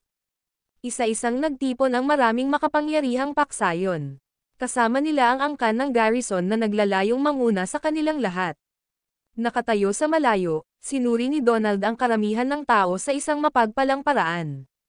Sa likod niya, ay isang grupo ng mga nakakatakot na mukhang mandirigma ng angkan ng Garrison. Noong araw na iyon, sinikap niyang makuha ang Skyward Sword anuman ang gastos. Noon, maraming paksayon, kabilang ang pinakamataas na kapangyarihan sa loob ng Erodia, ang dumating. Bukod sa 3 pamilya, ang Ancient Clans ang pinakamakapangyarihan sa kanilang lahat. Ang natitira sa mga paksayon ay katulad ng angkan ng Garrison, kung saan nasiyahan sila sa suporta ng iba pang Ancient Clans o makapangyarihang mga karakter. Tanghali lamang hindi nila nasusukat ang taas ng kapangyarihan. Ang isang magandang halimbawa ay ang pamilyang Lehman na dating isang imperial na pamilya ng Oakland City. Noong panahong iyon, ang patriarch nito, si Dale Lehman, ang ninong ni Zoe. Ngayon, ang mga kapangyarihan na nasa likod ng mga pamilyang iyon ay lumitaw. Siyempre, marami pang bagong paksayon, kabilang ang mga alyansa na binuo ng mga makapangyarihang mandirigma. Ang mga alyansang ito ay binubuo ng mga taong dating malapit ni Levi tulad nina Azure at Minka. Sa pagdating ng bagong panahon, maraming sinaunang pamilya ng mga matatanda na gumawa ng mabuti para sa kanilang sarili ay nagkaroon ng mas mahusay na pagkakataon ng tagumpay. Si Azure at Minka ay naging pinakamakapangyarihang mandirigma sa panahon sa iba't ibang pagkakataon. Dahil dito, Binuo nila ang Erudian Alliance at naging isa sa pinakamakapangyarihang paksayon sa Erudia. Sa katunayan, sila ang nagbigay ng banta kay Donald sa 10 paksayon. Gayunpaman, kapag nakuha na ni Donald ang kanyang mga kamay sa Skyward Sword, hindi na sila magiging problema. Pagkatapos nito, dumating ang mga hari sa pinangyarihan. Matapos mawala ang Lab of Gods, sila na ang pumalit sa kanila. Marami sa mga paksayon ay katulad ng Lab of Gods. Ang kanilang mga organisasyon ay nakasentro sa teknolohiya at sila ay gumagamit ng napakalaking kapangyarihan at mga masamang pang-ekonomiya. Hindi nagtagal, dumating na rin ang Triple Group. Sila rin ay umunlad sa mabilis na bilis. Sa Maya Industries bilang kanilang tagapagtaguyod, sila ay naging isa sa pinakamakapangyarihang paksayon sa buong mundo. Naroon din ang kinatawan ng Maya Industries. Isa-isang lumitaw ang maraming makapangyarihang pandaigdigang paksayon. Tuwang-tuwa ang mga tao nang makita ang presensya ng napakaraming magagaling na mandirigma. Gayunpaman, marami sa mga kalahok na dumating para sa espada ang nasirang loob. Sa paningin ng mga makapangyarihang kakumpetensya, alam nilang hindi sila magkakaroon ng pagkakataon.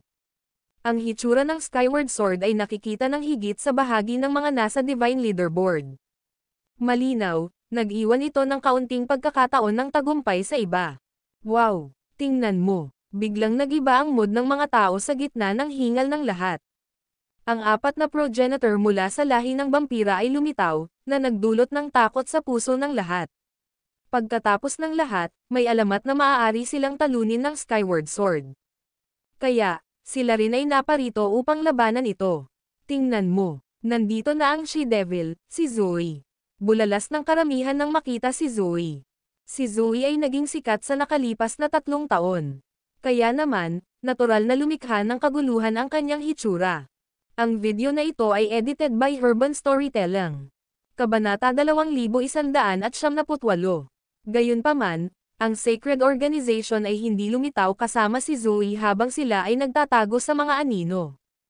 Total, hindi sila nakikita sa nakalipas na 3 taon. Sa lahat ng ito, pinananatiling low profile sila. Maliban sa Lab of Gods at Levi, walang ibang nakapansin sa kanila. Sa makatuwid, ang kanilang pag-iral ay nanatiling hindi kilala. Kaya naman, ginagamit nila si Zoe bilang pang-aakit para umatake mamaya ang mga mandirigma nila. Ang presensya ni Zoe ay nagpagulo sa mga balahibo ng maraming naruroon dahil maraming masamang dugo sa pagitan nila. Kaya, ang paningin sa kanya ay nagbigay sa kanila ng pagnanasa na paghiwalayin siya. Sa nakalipas na 3 taon, ginamit ng Dark Emperor si Zoe para pumatay ng napakaraming tao. Kaya naman, nakagawa siya ng hindi mabilang na mga kaaway sa lahat ng dako. Sa madaling salita, si Zoe ang taong may pinakamaraming kaaway sa panahon na ito. Lahat ng nakakita sa kanya ay gustong patayin siya. Tingnan mo, nandito si Zoe. Napatingin si Tyrone at ang iba sa direksyon ni Zoe. Napatingin si Donald sa kanya. Sige, nakuha ko na. Kapag nakuha ko na ang Skyward Sword, siya ang unang makakatikim nito. Bantayan mo siya at huwag mo siyang hayaang umalis, bilin ni Donald. Karamihan sa mga naruroon ay nagbahagi ng kanyang damdamin. Gusto rin nilang patayin si Zoe. Ang ilan ay nagplano na patayin siya pagkatapos makuha ang Skyward Sword, habang ang iba ay nagpaplano na gawin ito sa panahon ng proseso mismo. Gayunpaman, iisa ang layunin nilang makuha ang espada at patayin si Zoe. Zoe, sa wakas nandito ka na. Maaari mong kalimutan ang tungkol sa pag-angkin sa Skyward Sword dahil malapit ka nang mamatay. Sinaman siya ng tingin ni Edmund. Di ba sabi ko sa'yo papatayin kita sa susunod na pagpasok mo kay Erudia? Sarili mong gawa ito. Ngayon, hindi ka aalis sa lugar na ito ng buhay.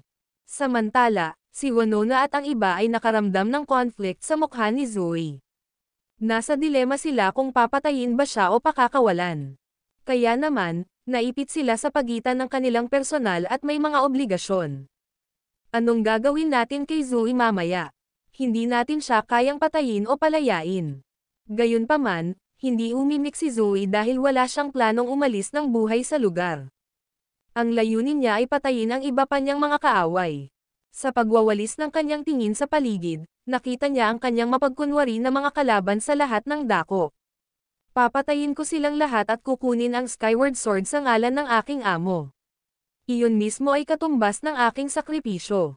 Nanay, sa mga anino, napukaw ang damdamin ni Forlivia nang makita si Zoe, hanggang sa halos mapasigaw siya ng malakas. Kung hindi dahil sa disiplina sa isip na itinanam sa kanya ng The Cardinal Hall, malamang na nawalan ng kontrol si Forlivia sa kanyang emosyon. Sa pagkakataong iyon, nakita niya na si Zoe ay halatang wala sa sarili. Kung ihahayag niya ang kanyang sarili kay Zoe, naisip niyang lilikha lamang siya ng maraming problema. Kaya naman, kinailangan niyang pigilan ang sarili at maging matyaga. Gayunpaman, ang mga matatanda sa anino ay nadama na nagkakasalungatan.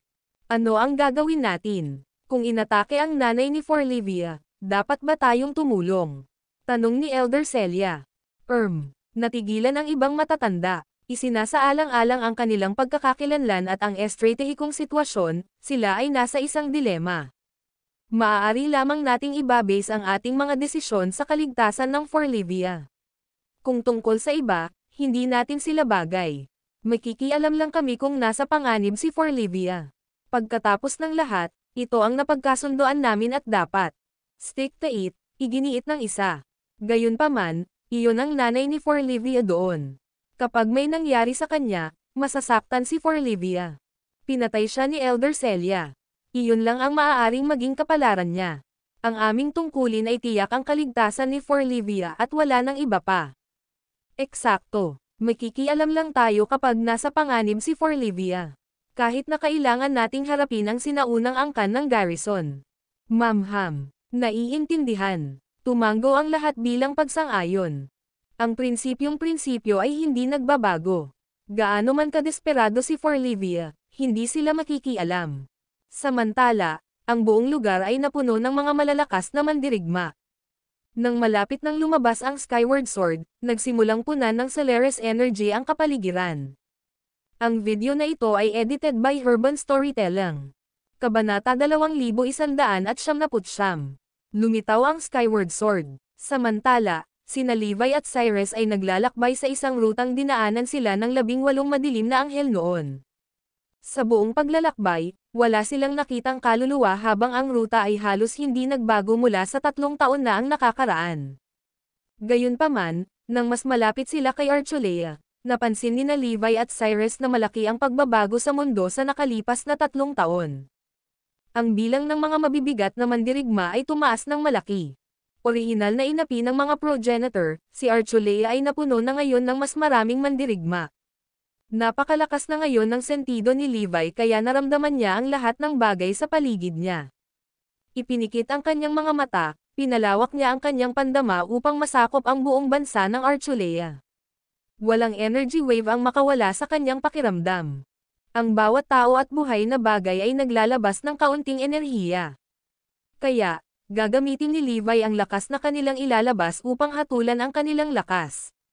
Gamit lamang ang kanyang sentido, alam niyang nagbago na ang buong panahon. Napakaraming makapangyarihang manlalaban sa lahat ng dako.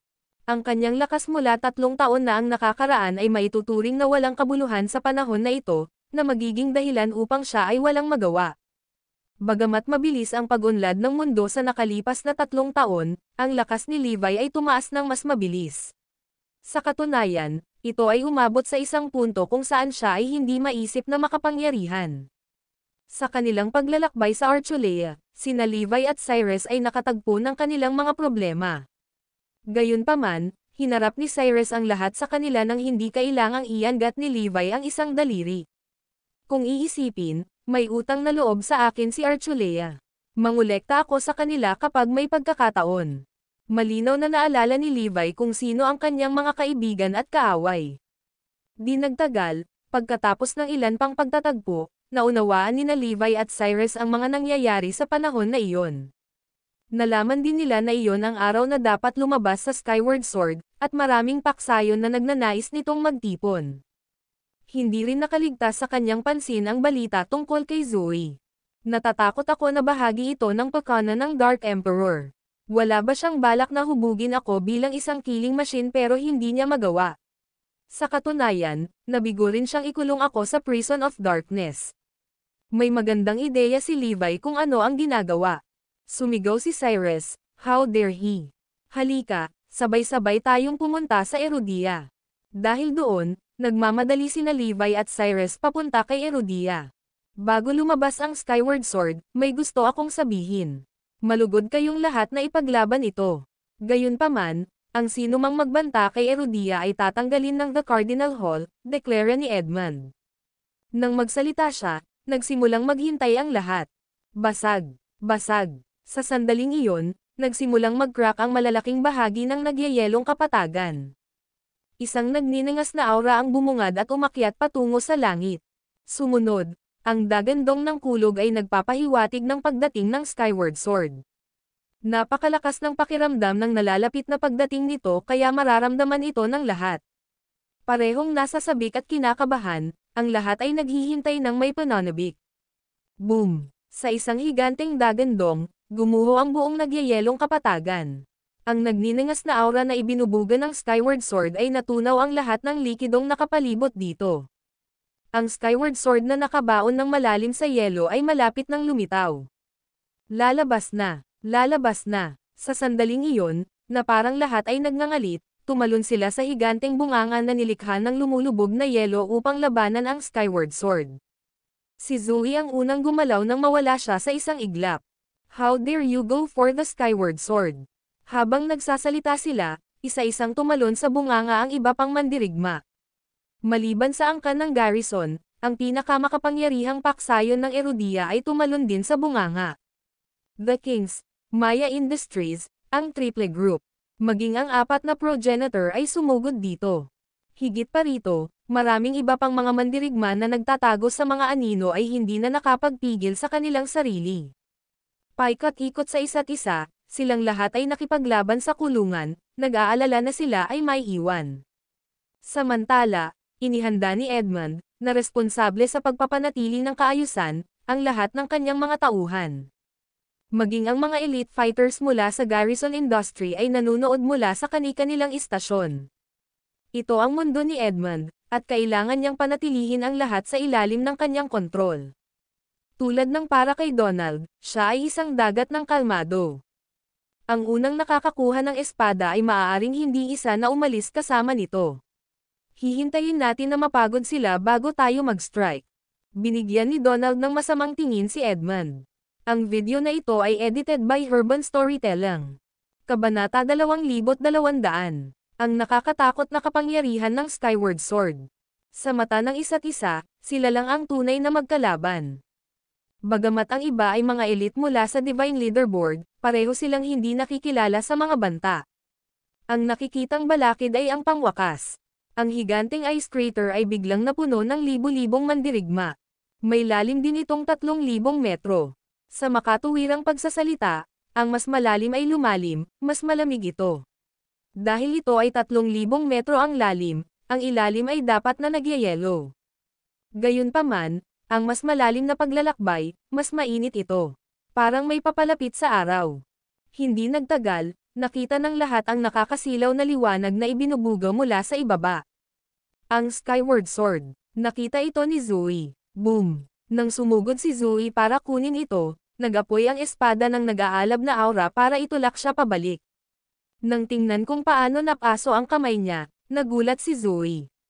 Passes, passes, passes. Nang sinubukan ng ibang mga mandirigma na kunin ang Skyward Sword, nasunog din sila nito. Walang paraan na makukuha ng sino man sa loob ng 10 metro mula sa espada.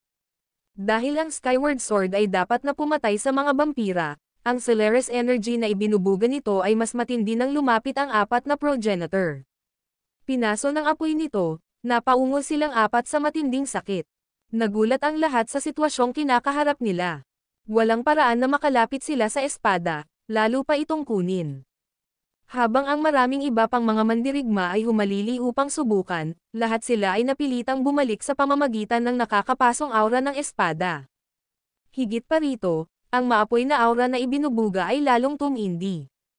Kung sinubukan ng isa na kunin ang Skyward Sword sa pamamagitan ng puwersa, ang isa ay masusunog ng Celerus energy nito. Isa itong walang pinipiling pag-atake kung saan walang nakatiis. Naiintindihan ko na ngayon. Ang Skyward Sword ay nakatatak dito sa mahabang panahon. Ngayong nakalabas na ang selyo nito, inilalabas nito ang lahat ng aura nito.